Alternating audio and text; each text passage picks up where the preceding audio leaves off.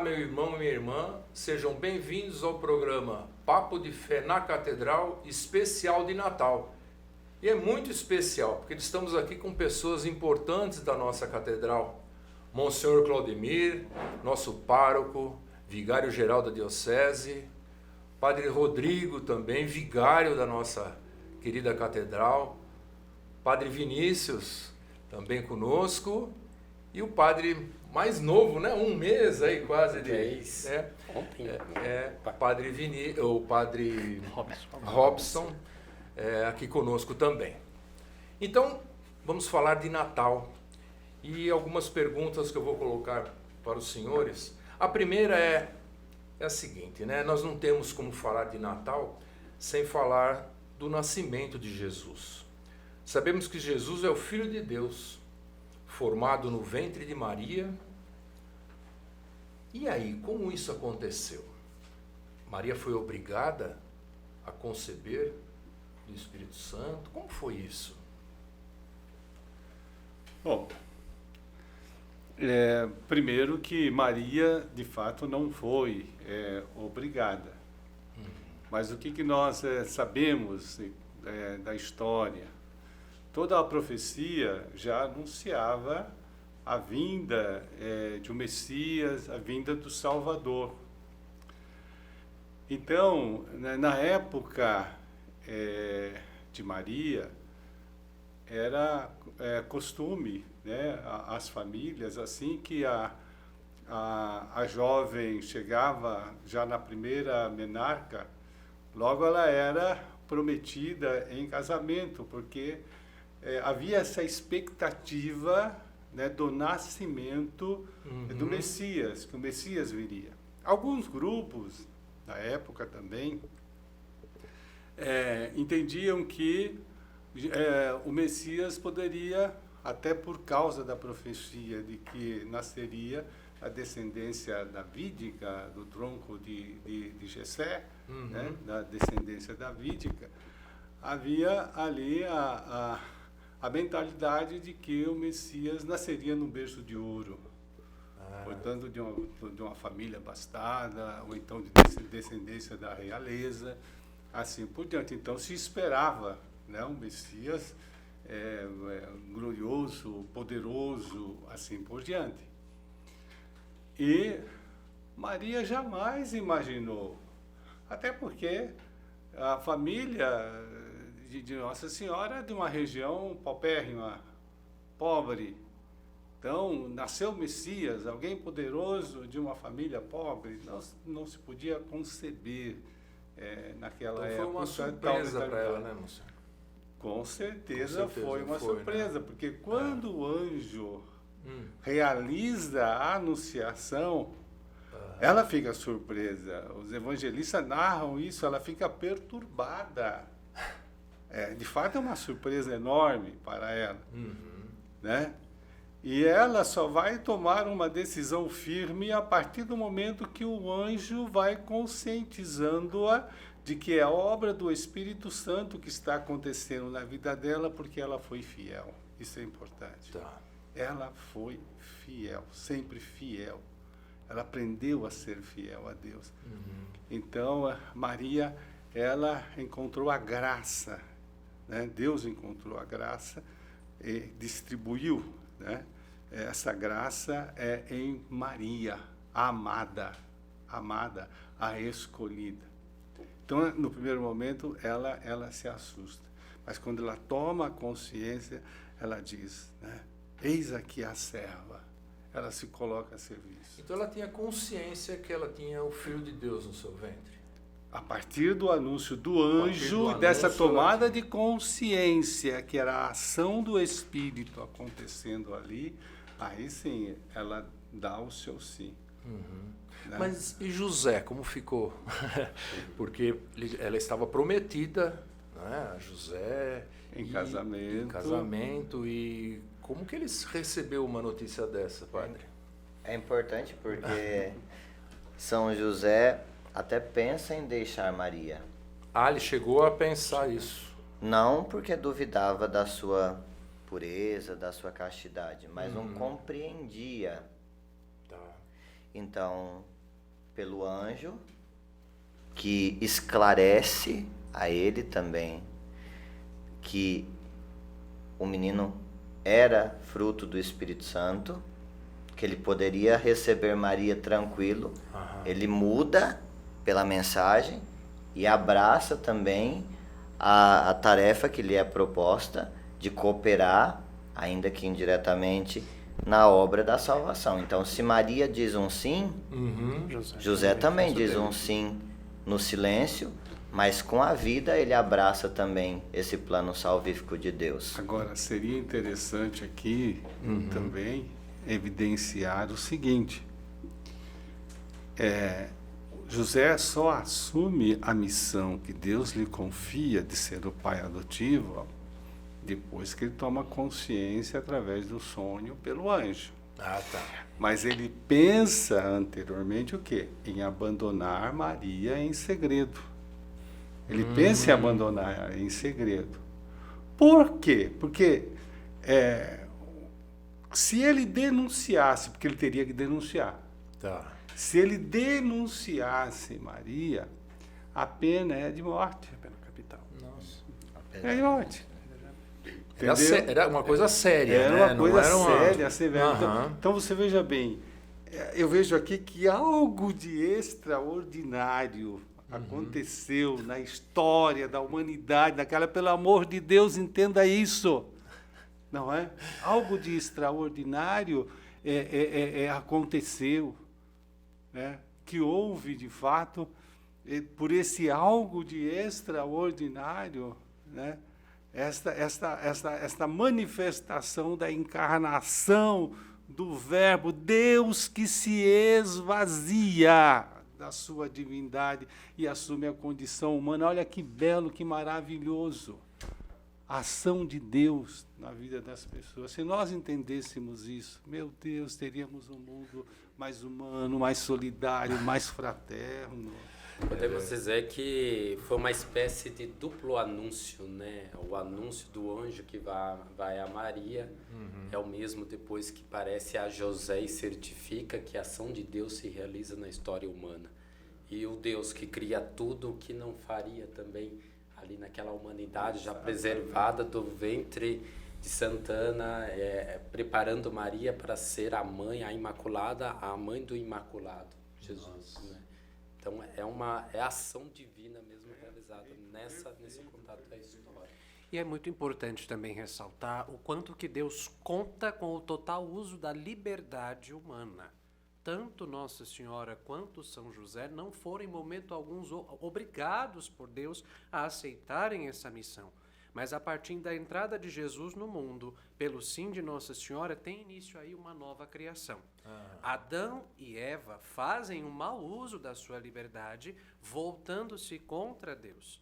Tanto que a primeira leitura da missa da Imaculada Conceição, que nós celebrávamos ainda há poucos dias, no coração do Advento, dia 8 de dezembro, mostra o início dessa inimizade entre a descendência de Eva e a descendência da mulher que pisaria a cabeça da serpente. Eva é aquela que faz um mau uso da sua liberdade. Já Nossa Senhora não. Ela coloca-se totalmente disponível à vontade de Deus e quando Deus a consulta para que ela se tornasse, né, a eleita dele, ela fala, faça-se em mim segundo a sua palavra. Deus também disse uma palavra a Eva e Eva rejeitou. Já Nossa Senhora não. Ela também recebe uma palavra e ela dá o seu fiat.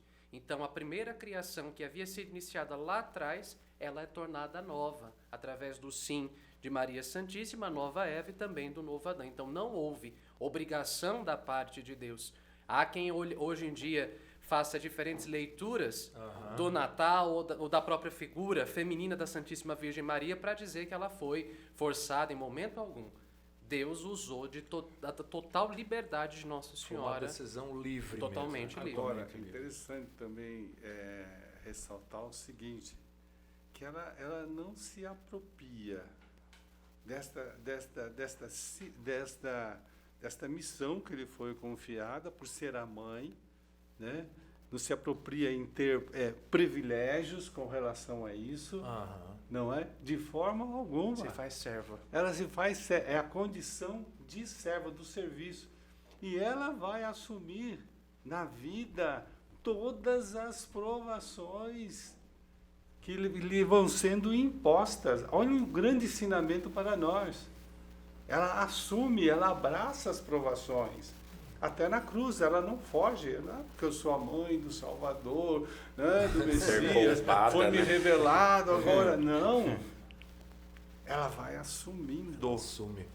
Até na própria visitação à sua prima Isabel, né? Sim. Que ali ela já vai como uma nova arca da aliança e leva, né, o Messias ali, e João Batista estremece quando ouve. Então você vê o serviço da Virgem Maria, e dessa fé que o Padre Vinícius dizia, é o que mantém ela firme na cruz. Exatamente. Ela se alegra em Belém, ela com os anjos jubila, né? Mas ela, por essa fé, por esse encontro que ela tem com Jesus, sustenta ela também nos momentos de cruz e de dificuldades. E desde o começo ela já tem ciência, né? Porque com 40 dias de vida, na hora da apresentação, ela mal acaba de pisar no templo com o menino nos braços, Simeão já vem. Esse menino será causa de queda e de reerguimento para muitos em Israel. Por causa dele serão revelados os segredos de muitos corações. E quanto a ti, uma espada de dor te transpassará. 40 dias depois do nascimento do filho, ela já tem esse prelúdio daquilo que aconteceria na cruz. Nossa, Ou seja, do do anúncio já vem o discipulado, né? Que nem a visita à prima Isabel, aquela que carrega no seu ventre o Salvador. Tudo isso vai estreitando a relação de Maria, como também aquela que passa a ser a medianeira das graças perante a humanidade, porque ela sofre aquilo que a humanidade também vai sofrer pelo pecado. Ela não encontrado pecado, né, a Imaculada, mas ela se compadece do pecado da humanidade, passa a ser a advogada nossa. Agora, é interessante, né, que ela é aquela que acolhe o Senhor, a primeira cristã, ela se configura por aí, porque ela é a primeira a acolher o Senhor em seu ventre, por isso que ela é a nova e eterna arca, não é? Da aliança. Não é só isso, e ela apresenta o Senhor. Ela apresenta. Né? E outra cena que eu acho interessantíssima, e cada vez que eu leio aquilo me entusiasma, é o encontro. É o encontro das duas, né? De Maria e Isabel. Que belíssimo aquele encontro. A declaração é de Isabel, mas a manifestação que há ali, né, de alegria no ventre materno, né, de alegria. E ela declara, ela fala, né, dessa manifestação de alegria no encontro do antigo, porque João Batista é o último profeta do Antigo Testamento, do Antigo e do Novo, e da nova e eterna aliança sendo estabelecida com a humanidade. Então, é o encontro do Antigo. Então, as profecias se concretizaram, né? Aconteceu, tornou-se realidade. É tão íntima a realidade, né, Monsenhor, que nem toda essa história da revelação, a ponto deste encontro estar tão intimamente ligado quanto a voz à palavra, né? Então, uma requer a outra e uma quer comunicar a outra. A voz de João Batista, a palavra Cristo, que depois João vai dizer, né? Preparai o caminho para o Senhor. Né?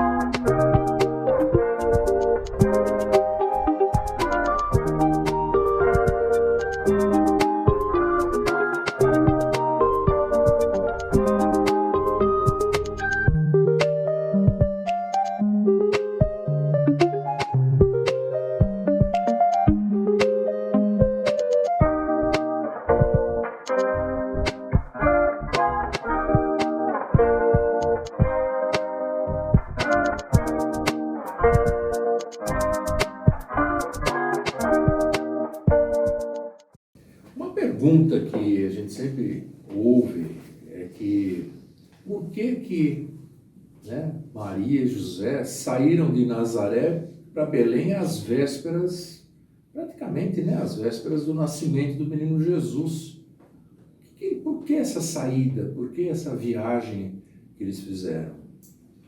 A própria palavra Belém, ela vem do hebraico Betlehem, que significa casa do pão. A profecia de Miqueias dizia que de Belém de Éfrata, que outrora havia sido chamada como a menor das cidades de Judá, seria dela que se levantaria o sol da justiça que viria para governar as nações. E acabou calhando na providência de Deus que o imperador romano ordenou, naquele contexto histórico, um recenseamento para que ele pudesse ter noção, um censo, né? Falando censo, trazendo o português de hoje em dia, seria um censo do IBGE, para saber o tamanho do poderio, né, do seu reinado, dos seus súditos. Então, obedecendo justamente a um decreto do imperador, José, que era daquela região, toma sua mulher Maria e vai até lá para registrar-se. Até o evangelista Lucas é muito minucioso na missa da noite de Natal. O foco da missa da noite de Natal é o aspecto bruto e humano do nascimento de Jesus. E Lucas é muito minucioso em colocar todos esses detalhes. Que José fez questão de obedecer e ir até Belém com a sua esposa Maria, para mostrar o quê? Que o nascimento do Filho de Deus não é uma fábula, mas de verdade aconteceu. É a encarnação da segunda pessoa da Santíssima Trindade que entrou de verdade na história humana. Por isso que o Evangelho coloca lá vários dados. Quando Quirino era governador da Síria, quando o imperador era fulano de tal, todos os dados para mostrar, de fato, ele foi uma entrada na história. Na história. Um fato histórico, uma evidência. Não é um conto de fadas, né? Agora, saindo um pouquinho do tema do nascimento de Jesus, uma dúvida que nossos paroquianos também têm, estamos vivendo hoje o Advento, né? É uma palavra que não é muito comum, não é muito usada, mas o que significa Advento? Advento, propriamente dito, é aquilo que há de vir, né? Então, um anúncio, né? Geralmente a gente costuma dizer, né, que todo Advento sempre pede um precursor. É alguém que antecipa, que prepara, que vem e anuncia aquela figura importante que há de chegar. Então, é uma preparação para algo que a humanidade vai viver na sua intensidade, né? E quando se traz para a religiosidade, é o anúncio do próprio Messias. E é bom lembrar também que às vezes o pessoal tem em mente que o Advento é um tempo de tristeza na vida da igreja. Não é um tempo de tristeza, né? É um tempo, por ser esse de júbilo, de alegria, por causa que é um tempo de preparação, inclusive, não é? Para nós celebrarmos um dos melhores acontecimentos da história da humanidade, que é o nascimento do menino Deus. Então, nós somos chamados nesse tempo a quê? A conversão. Nós somos chamados à mudança de vida. Então, o Advento é um tempo em que as nossas esperanças, elas são renovadas. Por quê? Quem dá sentido à nossa vida cristã é o Senhor, em que nós vamos fazer um memorial, vai nascer, é realidade. Né? E em cada Natal ele deve nascer de uma maneira muito mais forte em nossos corações, nas nossas vidas. E é legal o Monsenhor falar dessa questão do Senhor que vem, porque quando a gente olha para o Advento tem uma tríplice vinda de Jesus, né? Como essa primeira que o Monsenhor falou, do Deus que se faz carne, que habita entre nós, mas também da segunda vinda de Cristo, que para nós cristãos não é motivo de tristeza nem de temor, porque às vezes quando se pensa na morte ou na vinda de nosso Senhor, as pessoas falam assim, meu Deus do céu, como se fosse algo ruim. E não é. Né? Pensar e refletir no Advento do Senhor que vem uma segunda vez é motivo de alegria, porque a nossa alma anseia por um encontro definitivo com Deus. Vem virar. Exatamente. Vem virar. E é interessante a gente olhar para essa questão do Advento como o Senhor que virá uma segunda vez como justo juiz, porém um juiz misericordioso, né? um juiz que quer salvar, né, a pessoa humana. E também a terceira, que é o Cristo que vem ao nosso encontro todos os dias, diariamente nos sacramentos, né, na confissão, sobretudo no Deus Misericórdia, que nos abraça, que nos dá essa possibilidade de recomeçar. Nas situações da vida. Nas situações da vida, é do irmão. É o que eu falo, é o que dá o sentido à nossa vida. Né? Quando eu falo isso, o sentido da nossa vida, é justamente o que o senhor está acabando de colocar. Entendeu? O Cristo presente a cada dia, a cada momento. Até na nossa caridade que nós exercemos nesse tempo do Advento, que é propício, né? Aqui na nossa igreja catedral mesmo, a gente tem um centro social, e nos nossos avisos a gente tem tanto incentivado a ajuda ao próximo. Por quê? Porque o Cristo vem também na pessoa do irmão, né? Mateus vai dizer isso, né? Estive com fome, com sede, com frio, doente. Então, o Cristo vem ao nosso encontro também nas pessoas que necessitam, e não basta dar o alimento, porque às vezes as pessoas até entregam uma cesta básica, um panetone, e falam assim, já fiz a minha parte. Mas o Papa Francisco tem falado muito de, além disso, ir às periferias existenciais, que é diferente de dar o alimento, você ir e tocar as feridas do outro. A filantropia é diferente da caridade. Da caridade, né?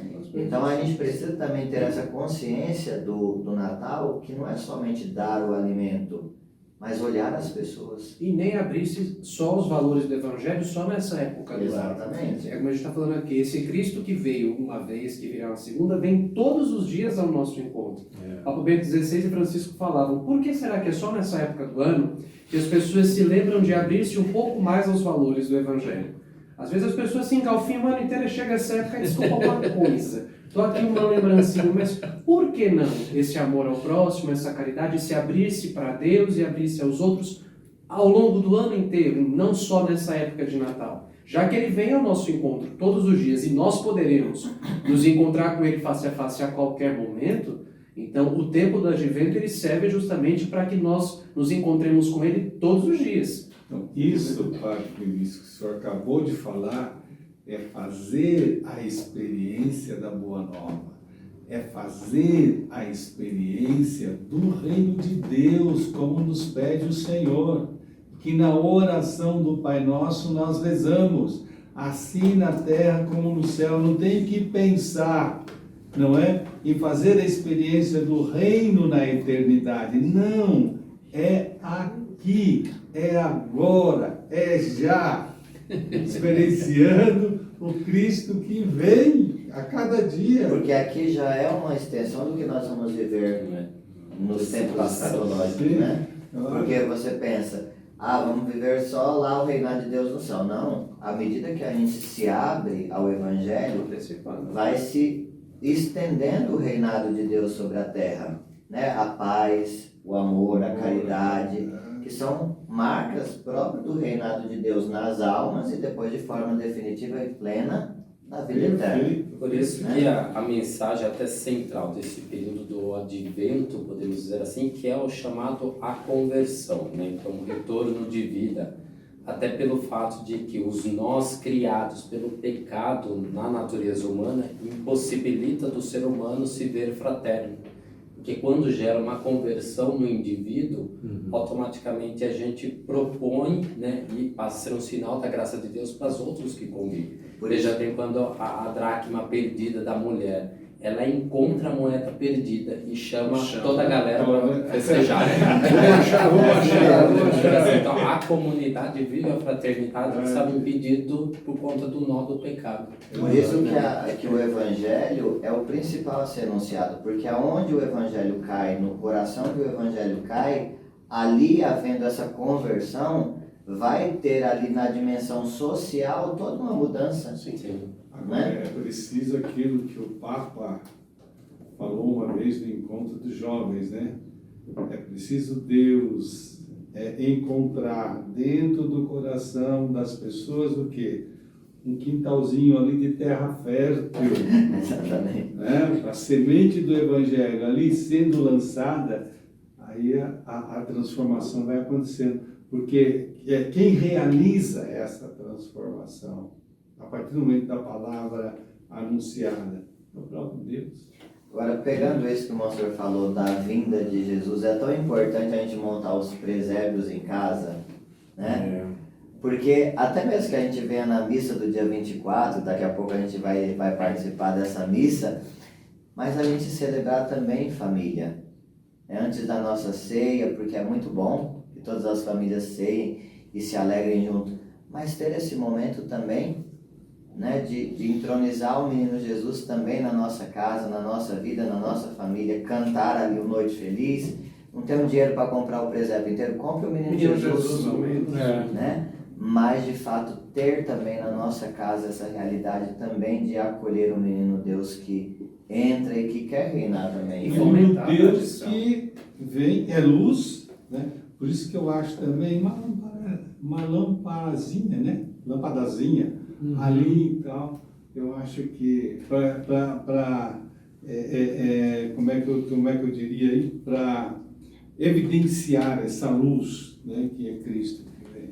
E lembrar que ele está no centro, né? Não existe Natal sem Cristo. Sem Cristo que nasce no coração, sem Cristo que nasce na vida. E os sinais sagrados, como por exemplo o presépio, a manjedoura, tudo isso nos recorda. Ele é o coração desse tempo. De fato, as decorações natalinas, elas devem ser sinal de uma decoração do coração. É aqui que ele nasce em primeiro lugar.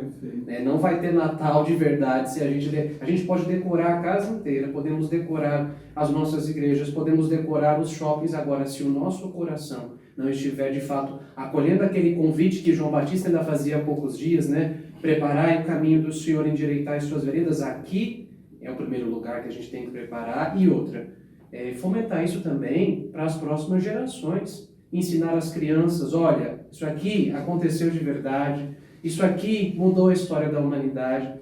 Nós somos uma paróquia franciscana, né?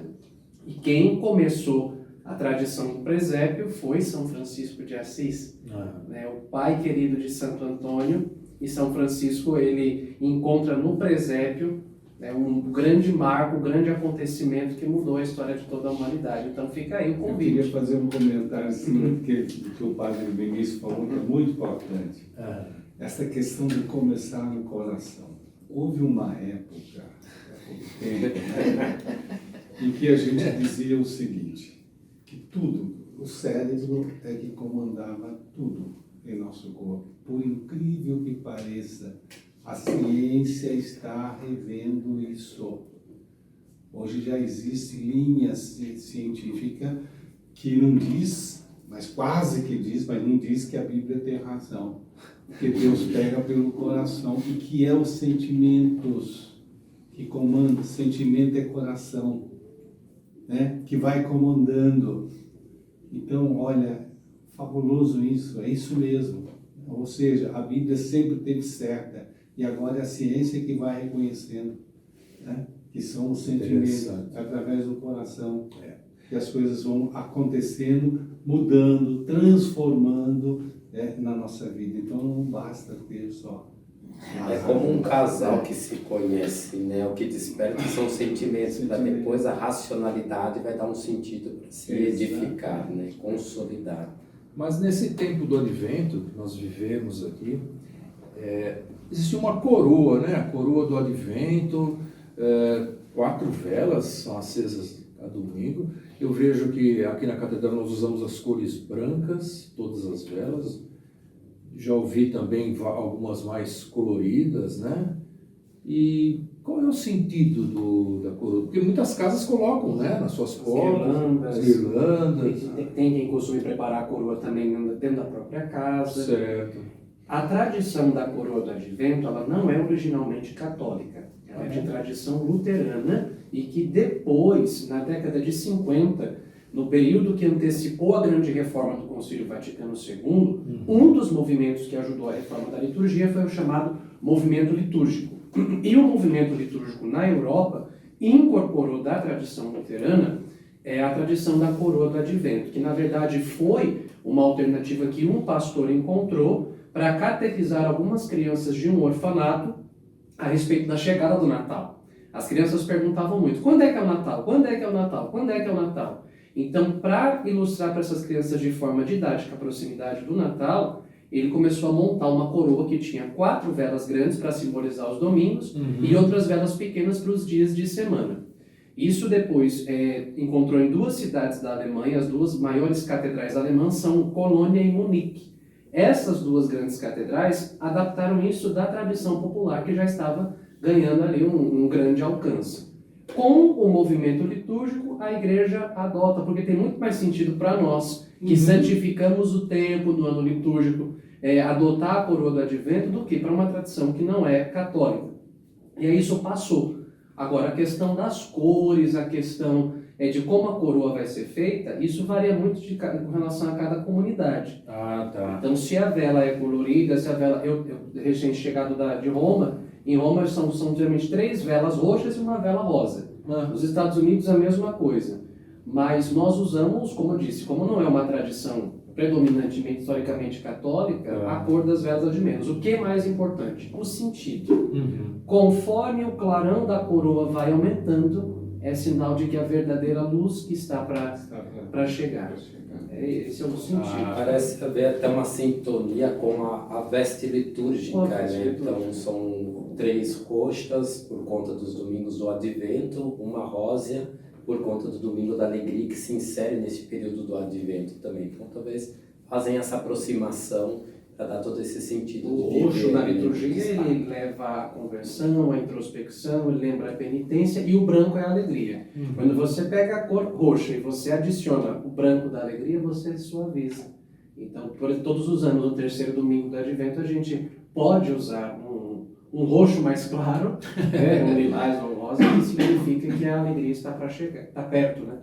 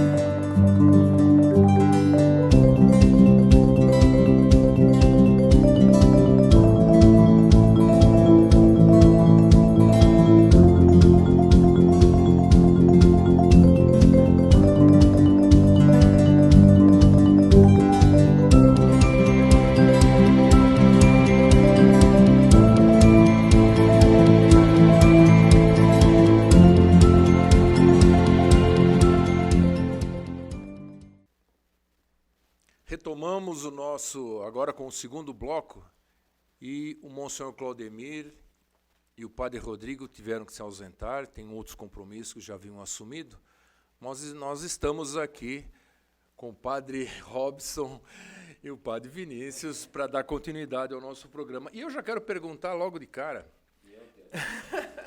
Vamos lá. Os evangelhos tratam e nos apontam, nos ensinam que Jesus nasceu em uma manjedoura, né? Um local simples. Aliás, é bom até que os senhores expliquem. Manjedoura, talvez o povo da cidade não conhece muito isso, né? Mas como foi isso? Quer dizer, estavam caminhando e o menino resolveu vir ao mundo, né? E aí, como é que foi? Na verdade, introduzindo essa questão do tema, né, é muito interessante porque quando se narra nos Santos Evangelhos, não havia lugar para ele na hospedaria, né? Então, assim, todas estavam ocupadas. E hoje, claro, com todo o sentido da teologia, a gente vai perceber que essas hospedarias é o próprio coração do ser humano. Tá. Né, que se encontra fechado, talvez com as suas obrigações do cotidiano, a ponto de não ter um lugar para Deus, né, para Deus nascer, para Deus fazer e estabelecer a sua morada ali. E era esse contexto, as hospedarias estavam fechadas, lugar propício que tinha em meio aos animais, por isso representado até mesmo nos presépios, os animais, e a manjedoura é o próprio coxo, que o animal fazia sua alimentação. Né? Então, ali as palhas que vão preencher, deixando macio, podemos dizer assim, todo aquele preparo para que o menino pudesse ali ser colocado nessa manjedoura. É um né? bercinho, né? É um bercinho, um coxo, para que os animais pudessem fazer a sua refeição. E foi onde o lugar que a família sagrada então encontrou para que repousasse o menino. Interessante isso, que justamente ele vem ao mundo num lugar de alimentação. Porque depois o próprio corpo dele é quem vai se tornar o pão da vida para alimentar toda a humanidade. São Francisco de Assis vai dizer que existe um paralelo entre a manjedoura e a cruz. A manjedoura é feita na sua base de madeira. E o mesmo menino, que se a gente olha para o menino Jesus, ele é tradicionalmente representado com os bracinhos abertos, convidando a um abraço, convidando para que nós o seguremos.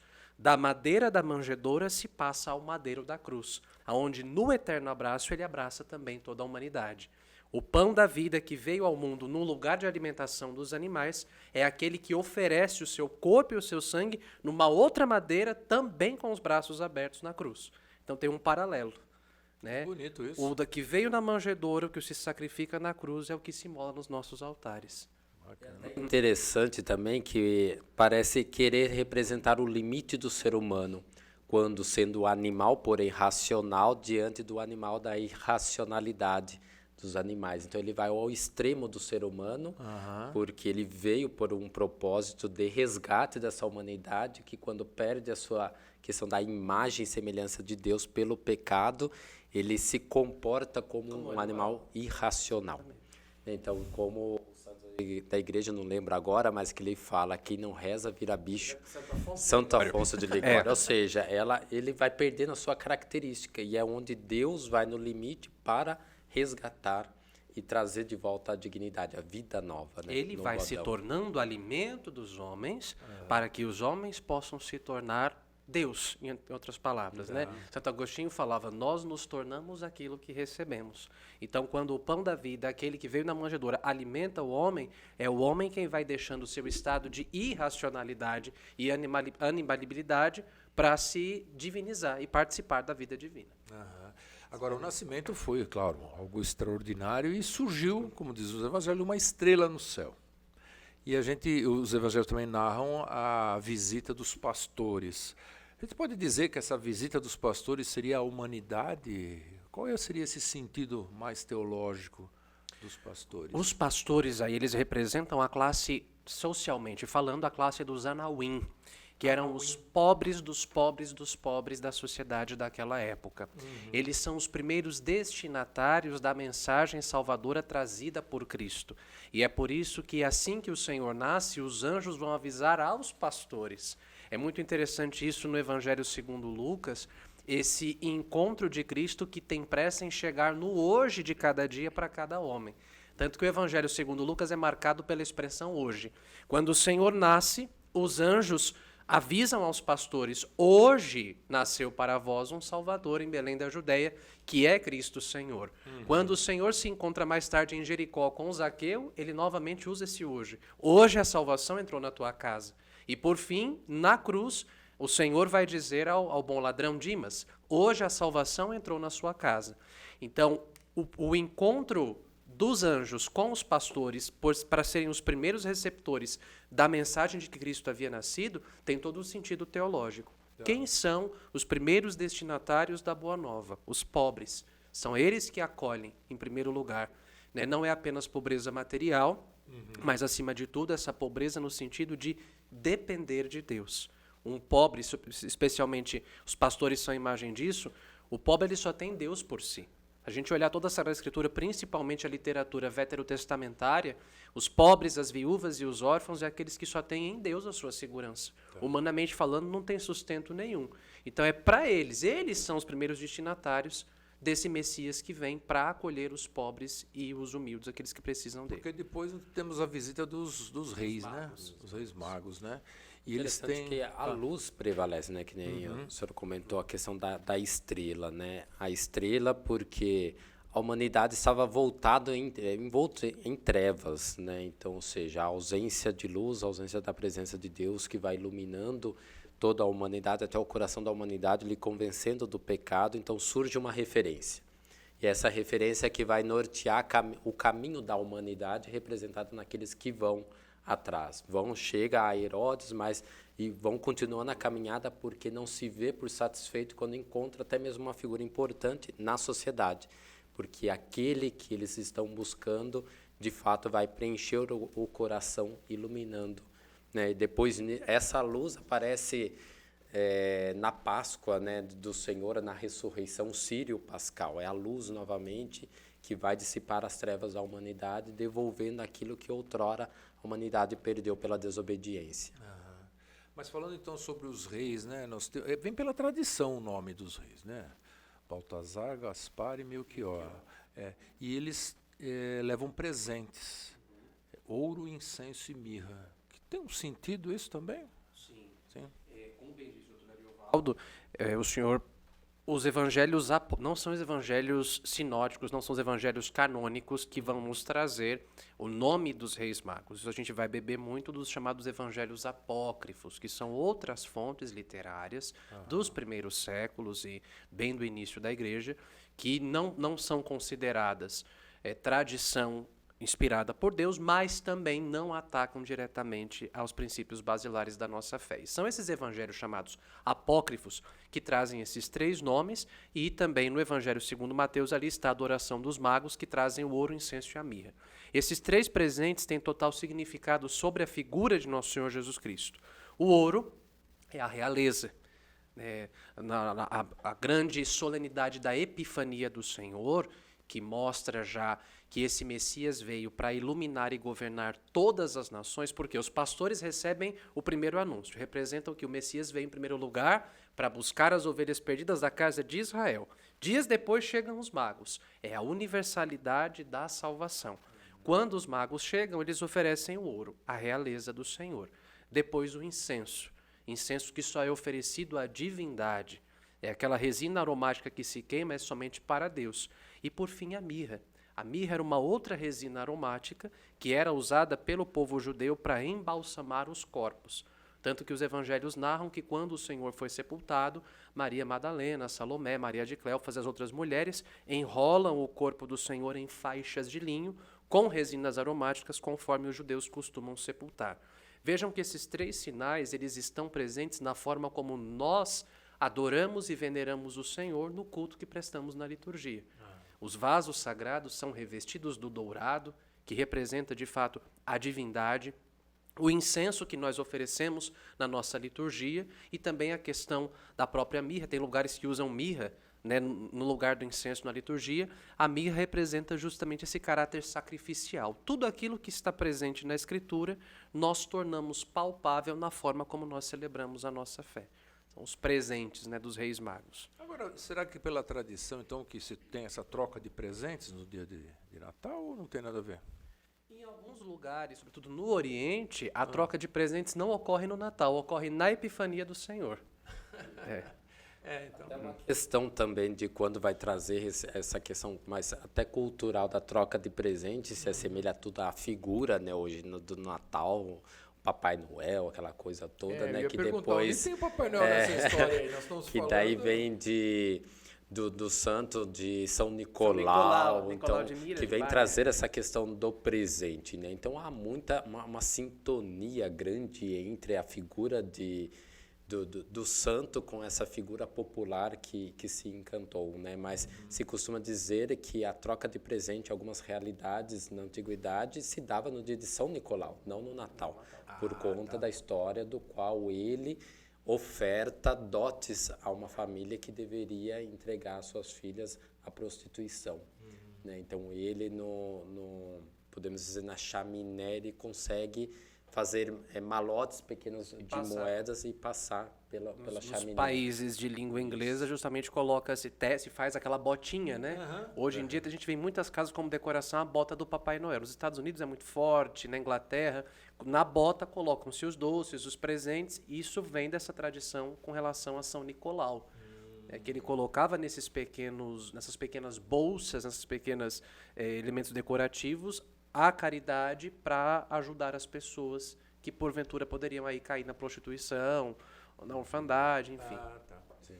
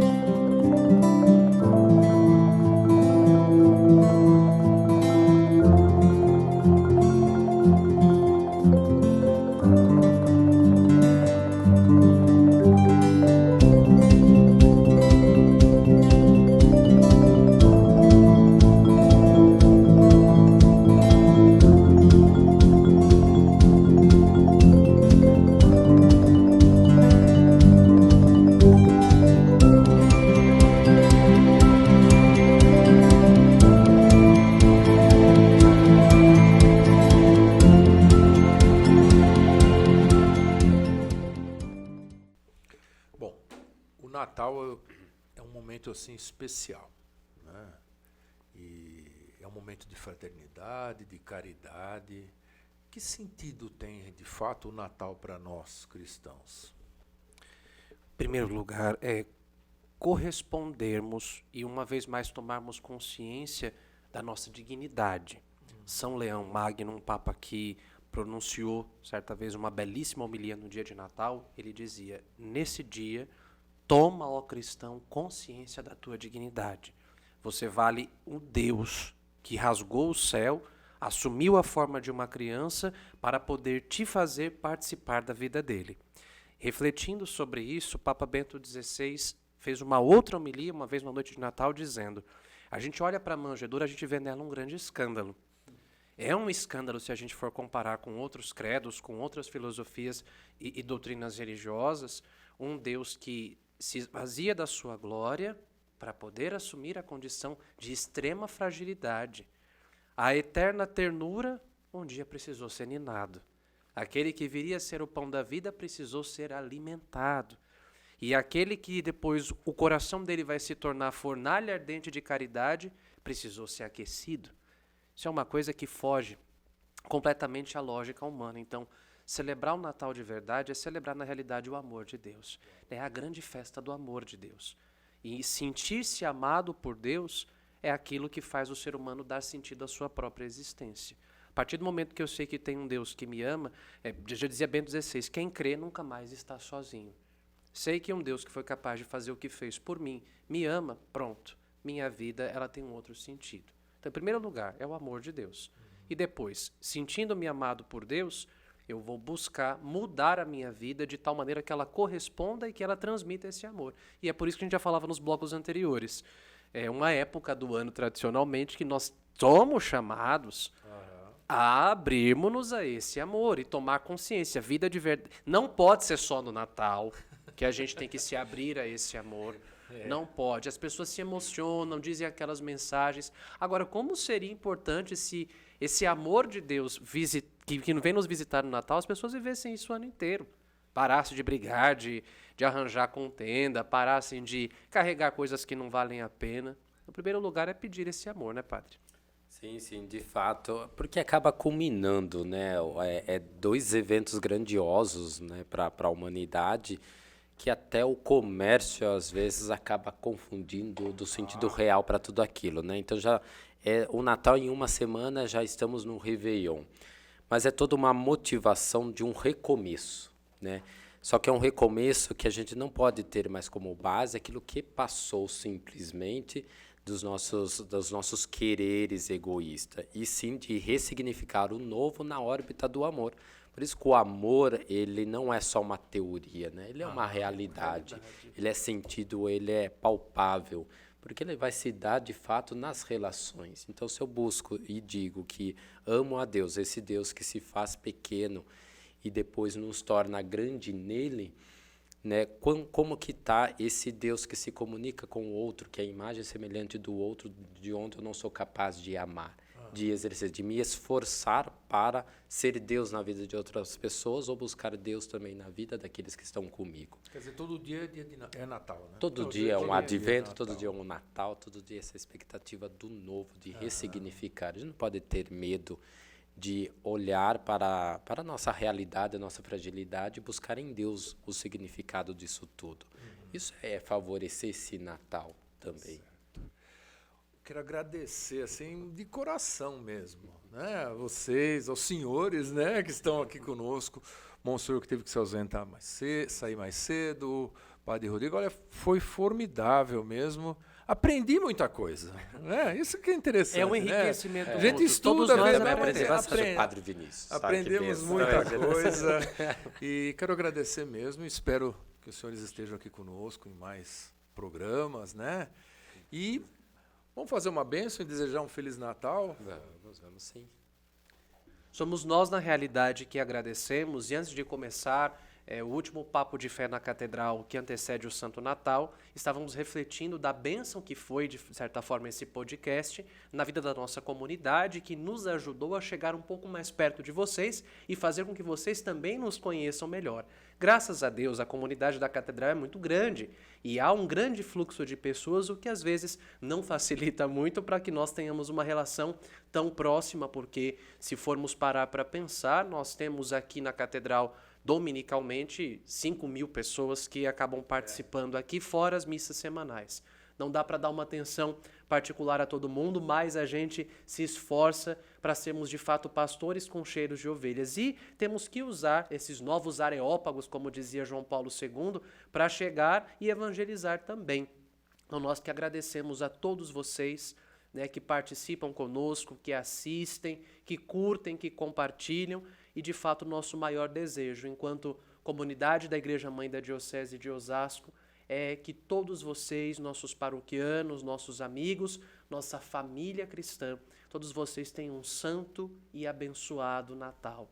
Que a certeza do amor de Deus, que na forma do menino Jesus, de uma criança, veio nos visitar e, puro, inocente e humilde nessa manjedoura, pede-nos o seu abraço, pede-nos que acolhamos o seu amor, que a celebração desse Natal possa trazer à vida de cada um de vocês ricas graças e bênçãos de Deus. A todos vocês, um maravilhoso Natal, que o menino Jesus abençoe e proteja com saúde e paz cada uma das vossas casas e vossas famílias e que no ano de 2023 continuemos juntos, afinal de contas, juntos nós somos mais Catedral. O Senhor esteja convosco. Ele está no meio de nós. Por intercessão da Sagrada Família de Nazaré e do nosso querido padroeiro São João Paulo II, desça sobre cada um de vós e vossas casas e famílias a bênção de Deus Todo-Poderoso, Pai e Filho e Espírito Santo. Amém. Feliz Natal! Feliz Natal! Deus benze. Eu quero agradecer a você, meu irmão e minha irmã, que estiveram conosco neste programa Papo de Fé na Catedral especial de Natal. E quero agradecer aos nossos patrocinadores, sem os quais não seria possível a realização deste programa, Madeiras Osasco e Pãozeria. Quero agradecer também ao nosso pároco, Monsenhor Claudemir, que também é vigário-geral da nossa diocese. Agradecer ao padre Robson, ao padre Rodrigo e ao padre Vinícius, que estiveram conosco e enriqueceram imensamente este programa. Compartilhe este vídeo com seus amigos, com seus parentes, deixe seu like e faça seu comentário também. Um grande abraço e Feliz Natal a todos.